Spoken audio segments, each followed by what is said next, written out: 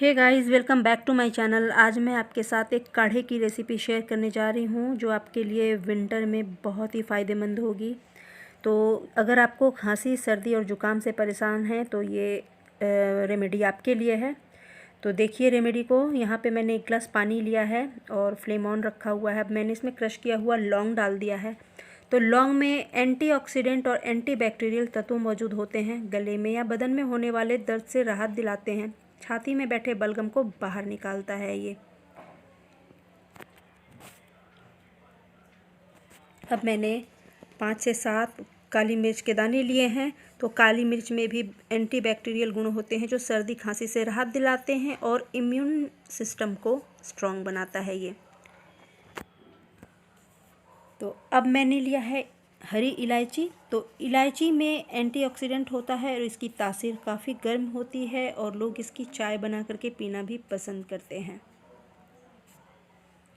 अब मैंने लिया है 5 फ्रेश तुलसी के पत्ते। तो तुलसी में एंटीबैक्टीरियल होती है और सर्दी खांसी जुकाम में बहुत ही जल्दी आराम देती है। फ्रेंड्स, तुलसी आपके इम्यून सिस्टम को मजबूत करती है और सर्दी खांसी से होने वाले बुखार में भी ये बहुत ही इफ़ेक्टिव है। अब मैंने लिया है अजवाइन, 1 छोटा चम्मच।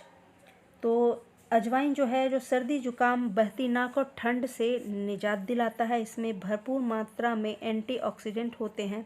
गले में खराश के दर्द से राहत दिलाता है। अब मैंने लिया है सौंठ। ये सौंठ का पाउडर है, ये अदरक का दूसरा रूप। तो जो सौंठ है इसमें ये सर्दी और बहती नाक से निजात दिलाता है। इसकी तासीर बहुत गर्म होती है। सर्दी में लोग अदरक वाली चाय पीना पसंद करते हैं। तो आप बेहिचक सौंठ का प्रयोग कर सकते हैं क्योंकि इसकी तासीर काफ़ी गर्म होती है और ये सर्दी में काफ़ी काम आने वाली चीज़ है। तो अब मैं ले रही हूँ कच्ची हल्दी। ये मार्केट में आसानी से विंटर के टाइम में मिल जाती है। इसे मैंने क्रश कर लिया है और 1 चम्मच मैं इसमें डाल रही हूँ। तो कच्ची हल्दी विंटर में आपको बहुत आसानी से मिलती है, इसीलिए आप इसकी जगह पर कभी भी हल्दी पाउडर को ना यूज़ करें। उसमें बहुत ही मिलावट होता है पाउडर में, इसीलिए मैं ये नहीं कहूँगी कि आप इसकी जगह पर हल्दी पाउडर यूज़ कर सकते हैं। आप कच्ची ही हल्दी लें। तो अब मैं जो ले रही हूँ वो लास्ट में ले रही हूँ, ये है गुड़।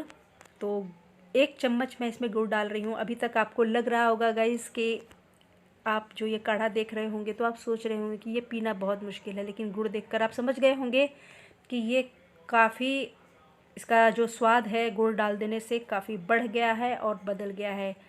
तो आप बेहिचक ये काढ़ा बनाकर पी सकते हैं। गुड़ जो है शरीर को काफ़ी गर्म रखता है। आप इसे डेली बेसिस में भी खा सकते हैं।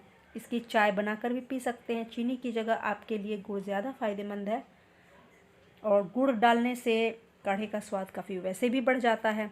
तो बेझिझक आप गुड़ को यूज़ करें और इसे अच्छे से, जो 1 गिलास पानी मैंने डाला है, इसे बॉईल होने दें और इसे तब तक बॉईल करें जब तक कि ये बिल्कुल आधा न रह जाए।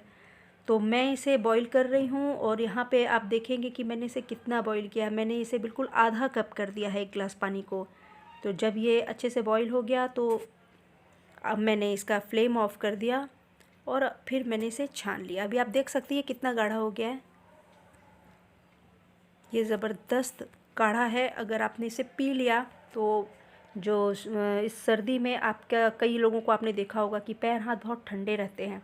तो जब ये आप काढ़ा पीना शुरू करेंगे तो आपका शरीर काफ़ी गर्म रहेगा, बच्चे का शरीर काफ़ी गर्म रहेगा, पैर हाथ बहुत अच्छे लगेंगे, उनके गर्म गर्म से रहते हैं। और सर्दी खांसी से होने वाले बुखार से तो ये बहुत ही राहत दिलाता है। तो तुरंत दवा लेने की जगह आप ये रेमेडी जो मैं बता रही हूँ इसे ज़रूर बनाएं। तो बस इसे मैंने छान लिया है